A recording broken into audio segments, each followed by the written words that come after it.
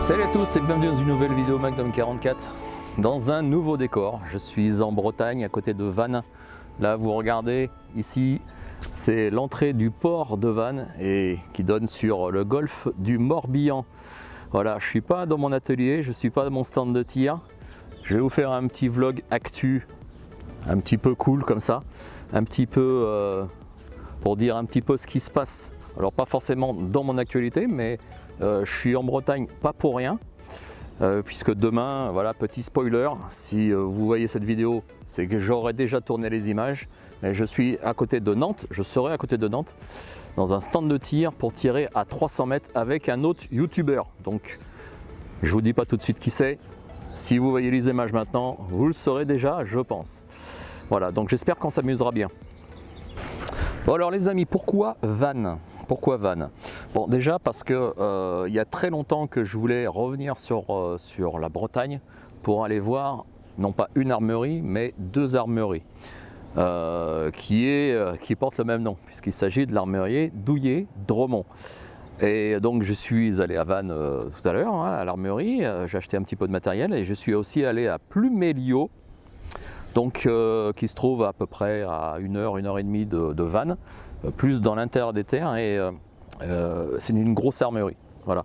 Donc j'avais entendu beaucoup de sujets, j'avais entendu parler énormément de cette armerie en disant qu'il y avait beaucoup de matériel. Effectivement, il y a quand même beaucoup de matériel. Alors ce qu'il faut savoir quand même, c'est qu'on est en période de pénurie et ça se ressent, même chez eux. J'ai un ami au stand qui m'a dit tu peux aller là-bas, la poudre tu vas en avoir, il y en aura sans problème. Bon, oui et non. Voilà. J'ai trouvé de la poudre, j'en ai acheté, mais pas vraiment celle que je souhaitais. Je voulais de la N140, je voulais de la RS60, il n'y en avait pas. Bon, j'ai trouvé autre chose pour compenser, c'est pas bien grave. Mais ils avaient de la poudre. Bon, l'avantage en fait, c'est en discutant avec eux, c'est que eux n'expédient pas. Donc ils ont une clientèle quand même assez restreinte concernant justement l'achat de ces munitions, de ces poudres. Et ça s'en ressent. En fait, ils ont pas mal de matériel. Et surtout qu'ils ont un stand, une armurerie qui est fait pour. Donc ils ont un lieu de stockage énorme. Pour la petite anecdote, en parlant avec une des personnes qui travaille sur place, ils attendent une palette, je dis bien une palette complète de poudre. Donc une palette pour moi c'est 1 mètre sur 1 mètre hein, de poudre, Vitavori entre autres. Donc peut-être qu'il y a moyen. Mais malheureusement il faut quand même se déplacer sur place pour essayer de trouver ce qu'on veut. Et puis peut-être téléphoner avant, éventuellement pour savoir si vous cherchez ce qu'ils ont. Idem pour les amorces. Les amorces, alors je n'étais pas venu spécialement pour des amorces parce que j'ai ce qu'il faut, mais en discutant avec eux, les amorces c'est un problème vraiment pour tout le monde. La large rifle, il n'y a plus rien. Mais même eux qui en achètent vraiment beaucoup, parce que d'après ce qu'il m'a dit, en début d'année, généralement ils font une commande groupée entre guillemets, parce qu'il y a deux armeries, ils font une commande groupée, attendez-vous, hein, ils commandent 500 000 amorces. Mais 500 000 amorces de small, 500 000 amorces de large, enfin ça fait du volume. Et comme ils ont des accords entre guillemets avec les revendeurs, donc voilà, on va dire qu'ils s'accordent sur un prix au 1000, donc c'est à peu près 45 € les 1000 en large rifle à l'époque où il les commandait. Là c'est passé à 90 € les 1000. Donc clairement c'est pas du tout la même chose. Donc bien sûr les gens avaient déposé des acomptes. Maintenant les armuriers sont entre guillemets obligés de rendre ces chèques ou alors demander aux clients s'ils veulent vraiment payer le double de ce qui était demandé au départ. Enfin c'est abusé. Mais bon, est-ce qu'on a vraiment le choix? Voilà, les amorces c'est un problème. La poudre c'est un petit peu moins, mais ça reste une complication, hein, faut pas rêver. Voilà, donc pour faire un petit retour d'expérience entre guillemets sur ces deux armeries, donc une qui se trouve à Pluméliau et l'autre qui se trouve plein centre de Vannes, accueil dans tous les cas très sympathique, beaucoup de matériel, mais je m'attendais à mieux, honnêtement. Voilà, je suis un tout petit peu déçu, mais c'est pas si mal. Bon, comme je vous ai dit, les amorces, faut pas y compter. Les projectiles, il y a un petit peu de tout. Pour tout ce qui est TSV, Alors j'en sais rien, honnêtement j'en sais rien. Si en ogive bien sûr il y a tout ce qu'il faut parce que voilà les gars qui font du TSV rechargent beaucoup. Donc il y a beaucoup de matériel de rechargement mine de rien. Qu'est-ce qu'on trouve aussi? Beaucoup de tirs longue distance. Il y a beaucoup d'armes, ils sont vraiment spécialisés sur l'arme, les armes à tir longue distance. Il y a un choix énorme en lunettes. Que ce soit Hawk, que ce soit Vortex, que ce soit Meopta, il y a un choix énorme. J'ai une vitrine complète. Je n'ai pas compté, mais il y a peut-être une bonne, allez, entre 100 et 150 lunettes exposées. Donc il y a vraiment de quoi faire. Bon, moi qui étais venu pour du rechargement, évidemment, moi je étais venu pour de la poudre. J'ai pas trouvé ce que je voulais, c'est pas grave. C'était une bonne expérience concernant cette armerie, ces deux armeries. J'étais aussi pour essayer de peut-être éventuellement trouver une arme en catégorie B. J'ai pas trouvé, mais j'étais venu totalement par hasard. J'aurais pu téléphoner avant, bien sûr. Mais voilà, donc ce petit vlog, c'est aussi pour vous dire que j'ai acheté aussi du matériel. Alors la poudre bien sûr, mais aussi des top shots, en 7,5 55, donc pour tirer avec le 431 ou le SR 9611 que j'ai. Et je ne connais pas ces marques. Voilà, c'est une marque allemande, Top Shot, et apparemment c'est aussi bien que la GP11. Donc je ferai certainement une vidéo pour montrer si c'est valable ou pas. Voilà, donc c'est un bon prétexte que je sois venu.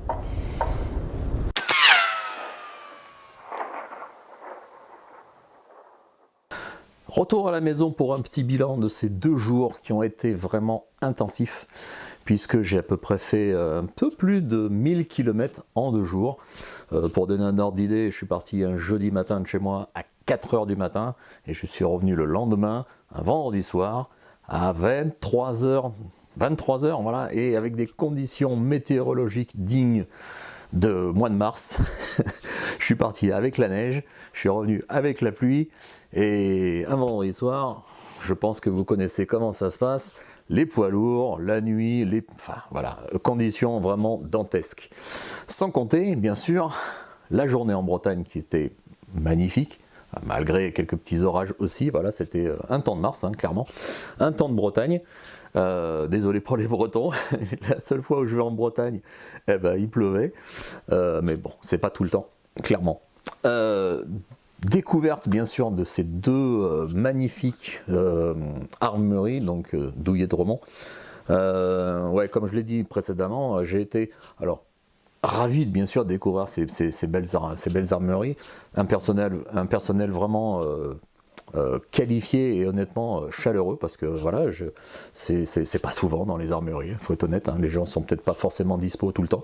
Là clairement c'était le cas. Bon, j'ai pu quand même trouver de la poudre, hein. Voilà, RS50, Vitavori bien sûr, A0 Vectan. Les tarifs, bon, ce qu'ils sont, hein, ça n'a pas trop évolué honnêtement, sauf peut-être la Vectan, mais sinon la RS Reload, ça n'a pas tellement évolué. Voilà. Par contre, j'ai trouvé des ogives pour le 431 par exemple, hein. Donc la 308 en 145 grains, celle que j'achète généralement, donc PPU Partisan. Là, les prix ont pris 50%. Hein. Moi, généralement, je les paye 25 €. Là, je les ai payés 33 € les 100. Donc ça a pris quand même une belle petite calotte. Alors bien sûr, j'en ai aussi profité pour récupérer de la Top Shot, comme je l'ai dit précédemment. Ça, je vais pouvoir faire une vidéo dédiée au 431 ou peut-être au SR 9611. J'en ai une boîte de 50 et comme je connais pas ces munitions, mais alors pas du tout, on m'a dit que ça équivalait à la GP11. Bon, la GP11 c'est une très bonne cartouche. Est-ce que ça là vont être aussi bien? On va tester tout ça dans une future vidéo. Bon, j'en ai aussi profité pour tester du matériel. Alors je ne sais pas si vous le voyez ici, il y a une petite bonnette. Et cette petite bonnette, c'est une marque que je connaissais bien sûr, mais j'ai franchi le cap là d'acheter du matériel. C'est un micro HF de la marque Synco. Pourquoi Synco? Eh ben, c'est à peu près dans mes ordres de prix. Voilà, je voulais acheter potentiellement la marque Rode, qui est hyper connue, mais ça vaut 3 fois moins cher quand même. Et c'est le modèle G2 à deux, donc 2 émetteurs, un récepteur. Donc en fait, j'ai pu m'en servir donc, avec l'autre youtubeur pour pouvoir faire des vidéos, bien sûr, et entendre correctement la voix. Là, moi, je voulais clairement essayer de m'améliorer au niveau de la sonorité, parce que dans les vidéos, ce qui compte énormément, c'est le son, et essayer de trouver un bon compromis entre le matériel, la sonorité en vidéo, et surtout lorsqu'on tire. Parce que, croyez-moi, je pense que le plus compliqué, c'est trouver l'équilibre entre la voix et le tir. Évidemment, c'est pas du tout la même sonorité. Donc, des fois, on peut le travailler au niveau montage, hein, au niveau réglage du son, mais c'est très compliqué. Donc, là, j'ai voulu clairement essayer de trouver une autre solution. Il y aura du réglage forcément à faire, mais voilà, c'est un petit cap supplémentaire que je franchis avec ce micro HF de chez Synco. Bon, vous avez peut-être remarqué, ou je vous l'ai peut-être pas dit, mais j'ai été dans un stand de tir, donc à côté de Nantes, c'est le stand de tir des arquebusiers d'Ancenis, et j'ai découvert un stand magnifique. Honnêtement, moi qui suis dans le Limousin, dans un petit stand, vous voyez, il y a 4 parpaings de tôle. Là je suis tombé, là, je suis passé de la caverne en fait, hein, de stand de tir H de caverne au stand de tir top du top, NEC plus ultra, connecté de partout. Voilà. Je suis arrivé dans un stand de tir, mais j'ai fait ah ouais, là c'est autre chose quoi. Bon, pour un ordre d'idée, moi je suis arrivé, il était 8h15 le matin, j'ai été accueilli par une personne qui se prénomme Philippe. C'est un retraité et c'est une personne qui est là à plein temps. Voilà, parce qu'on est dans un stand de tir digne d'un stand de tir. Voilà, il y a du personnel qui encadre, et le décor en lui-même, mais c'était magnifique. Je suis rentré dans une pièce, c'était leur pièce entre guillemets à vivre, mais c'était carrément un restaurant. Vous aviez un bar, vous aviez, j'ai peut-être dit une bêtise, mais je crois qu'il y avait un distributeur de bière, il y avait les frigos, il y avait super grand écran, 3 micro-ondes pour se faire à bouffer, une belle salle, un coin cheminée, et un coin cheminée, un vrai coin cheminée, quoi, une vraie cheminée. On était vraiment à l'aise et c'était chauffé. C'est pas comme dans mon stand, c'est ouvert à tout vent. Là, honnêtement, c'était vraiment une belle salle. Mais bon, un stand de tir, c'est pas qu'une salle de restaurant. Non, c'est aussi les pas de tir. Et les pas de tir à 10 mètres, pas de tir à 25 mètres, pas de tir à 50 mètres, pas de tir à 100 mètres, pas de tir à 200 mètres et pas de tir à 300. Voilà le stand d'Ancenis, avec le pas de tir donc à 300. Et je me retourne, vous allez voir la distance. 300 mètres, bah ça commence à faire. Voilà, je pense que ça va être plutôt sympa pour ces tirs. Voilà, c'est pour ça aussi que je m'étais déplacé à Ancenis. Pas de tir à 300, bon, ouais, pas de tir à 300, mais avec des caméras. Au 200 mètres, c'était des caméras haute définition. On avait des tablettes pour voir les impacts, mais des vraies tablettes, avec la fibre optique. Enfin, c'était le NEC plus ultra. Voilà. Alors, au stand de tir à 300, c'était pas la fibre optique, mais on avait des écrans et puis on voyait très bien les impacts. Donc, pas besoin forcément de se déplacer en cible, et surtout qu'il pleuvait à ce moment-là. Donc, clairement, on était à l'abri et on a pu faire vraiment des super vidéos. J'espère en tout cas. Ça va être dans les prochaines semaines, prochains mois. Donc, faudra suivre, il faudra vous abonner pour essayer de capter, mettre la petite cloche pour avoir les notifications des prochaines vidéos. J'ai pu faire, je crois, si je ne me trompe pas, 5 vidéos. 5 vidéos, j'y suis allé aussi pour filmer une vidéo de mon ami Thomas. Et donc, on a fait 6 vidéos. 8h, 9h le matin jusqu'à 18h le soir. Ça a été non-stop. Voilà. Donc ça a été ardu.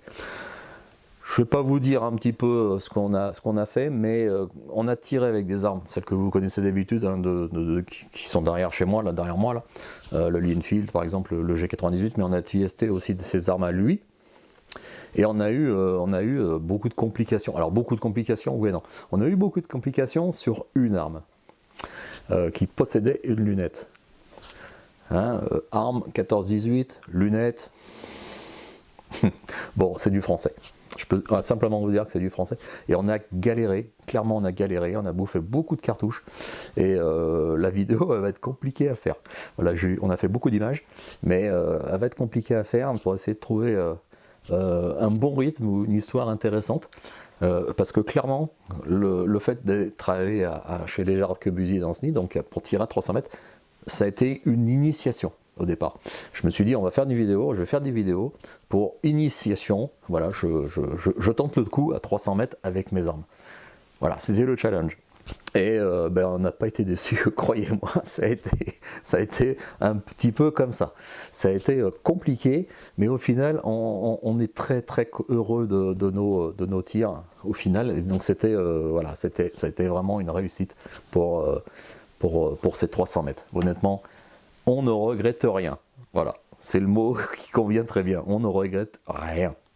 Bon, on a pu aussi, alors bon, je vais vous le dire maintenant, puisqu'on arrive sur la fin de ce petit vlog, je suis allé avec le feu aux poudres, donc avec Thomas.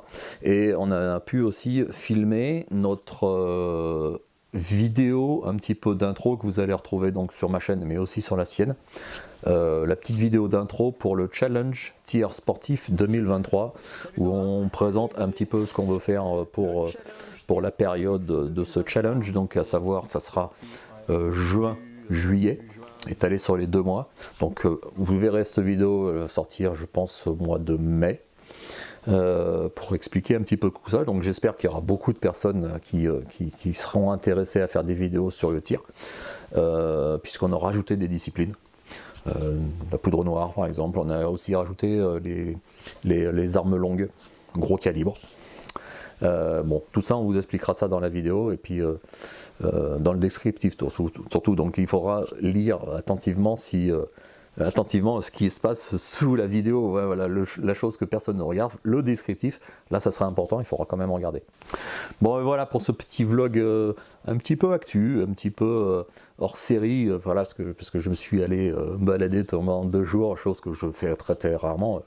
Me balader, prendre 2 jours rien que pour aller dans un stand de tir, un nouveau stand de tir que j'espère honnêtement retourner, parce qu'il y a eu un accueil vraiment chaleureux. Et voilà, c'est un stand qui est magnifique. J'aurais aimé, alors à cause de la météo, j'ai pas pu sortir mon drone pour prendre des images un petit peu aériennes, ça aurait été vraiment sympa. J'ai pas eu le temps non plus de prendre la caméra et de filmer lors de ma visite, parce que voilà, j'ai été invité à visiter tout le stand. Mais c'est incroyable de visiter un stand comme ça, c'est la première fois. Voilà, on peut pas rentrer dans un stand de tir. Ce stand de tir, si on n'a pas un badge par exemple, toutes les portes sont automatiques, il faut badger, il faut par exemple, je sais pas, il y a des caméras partout, à un seul endroit, on peut voir tout ce qui se passe dans le stand de tir, et ça c'est un gage de sécurité, un gage de professionnalisme vis-à-vis de ce stand. Voilà, donc les arquebusiers d'Ancenis, vous avez un stand comme ça. Je sais qu'il y a beaucoup de personnes qui me regardent, qui sont membres là-bas, qui sont, j'allais dire abonnés. Alors abonnez-vous bien sûr à ma chaîne, hein. Mais voilà, honnêtement, stand fabuleux, je le redis, mais je suis tombé amoureux de ce stand, hein, clairement. C'est dommage que ce soit si loin que chez moi. Allez, ciao, à bientôt.